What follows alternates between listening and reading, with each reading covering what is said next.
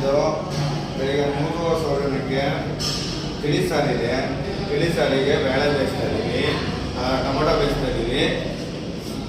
ಇದು ಬೇಳೆ ಬೇಯಿಸ್ತಾ ಇದ್ದೀವಿ.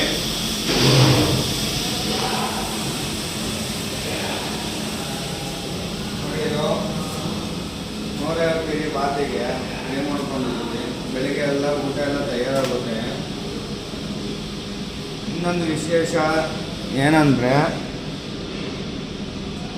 ಬೆಳಿಗ್ಗೆ ಎದ್ದ ತಕ್ಷಣ ನಮ್ಮದು ಪ್ರಿಪೇರ್ ಆಗೋದು ಇದೇ ಜಾಗ. ಈ ಜಾಗದಲ್ಲಿ ರಸಮ್ ರೆಡಿ ಆಗುತ್ತೆ.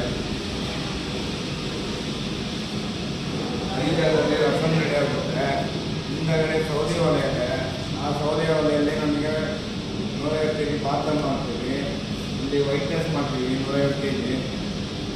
ಇಲ್ಲಿಗೆ ಈ ಲಾಕ್ ಮುಕ್ತಾಯ ಮಾಡ್ತಾ ಇದ್ದೀವಿ.